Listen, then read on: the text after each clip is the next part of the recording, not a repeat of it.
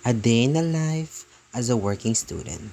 So ngayon kakagising ko lang at pupunta na ako sa work at tayo magbibihis na at maliligo para makapunta na agad. Kasi sobrang late na ang above na ito. At dito, nakapagbihis na nga ako at nakapaligo. At nagbibihis na rin po ako at nag-asikaso ng mga gamit ko para papunta sa work, nag-makeup, nag-perfume, lahat-lahat na. Ay, Diyos kong tao na to.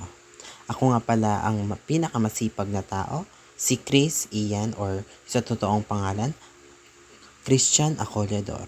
Charot! So ngayon guys, nakabihis na ako dyan at gagawin ko na lang is nag-book ako ng Move It para makapunta agad ako.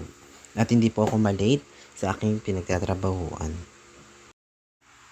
At ito na nga guys, nakasakay na ako ng Move It. Yung binook ko kanina na para lang makasakay na agad at makapunta na agad sa work. At ito naman si kuya, nagmamadali naman para maka-arrive na agad sa aming pupuntahan. At yun ang pinagtatrabahuhan ko. Ang pinagtatrabahuhan ko pala ay isa po akong barista sa Big Brew. At wala, andito na nga agad ako sa shop at magsimula na para magbakbakan sa trabaho. At ito nga pala ang kasama ko ay si Cardi, kung yung isa kong matalik na kaibigan sa shop namin at magkasama lang po kami, dalawa lang po kami para magtrabaho. At todo kahit kami at kahit sobrang init dyan, nagluluto po kami ng kahit anong pearl dyan. Nakaya po na namin makipag-usap sa mga customer. Madami po kaming kinakausap na customer. Kailangan dapat maging magaling kami sa communicate para sa aming customer para makabili, madami yung aming customer na bibili. Maliban sa pagtitimpla ng pearl, ay pagtitimpla ng kape, milk tea, at iba pa. Madami po kaming kaibigan na naging dahilan kung ba't naging kaibigan kami dahil lang sa pakikipag-usap namin sa iba't ibang tao. Madami na po kaming naging close friend sa English. Madami po kaming kaibigan dahil po sa kilala na po kami sa paulit-ulit na nagtatrabaho dyan. Lagi na lang po kami nagtatrabaho dyan para maging gabay sa store ng may-ari ng shop na yan. Bali dyan po kami nagtatrabaho, lagi po kaming magkasama kahit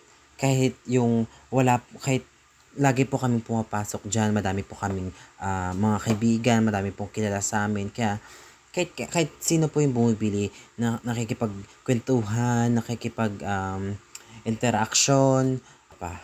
Kaya naging sikat or madaming bumibili dahil po sa amin. At voila! Matapos na nga yung paghihirap namin, nakauwi na rin ako ng madaling araw.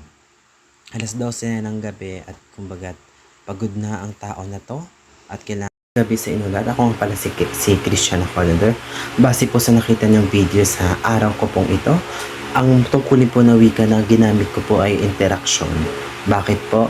Dahil po isa po akong cashier sa isang Big Brew na kung saan doon po ako nagtatrabaho at madami po ako nakipag-interaction sa mga tao kung sino-sino at madami rin na po ako naging kaibigan dahil po sa pakikipag-interaction at pakikipag-usap ng maayos at maging interaktibo or maging active sa ibang tao dahil po ay harap ko po sila at naging kailangan po ng interaction at saka or interaction na dapat kailangan gawin sa trabahong iyon.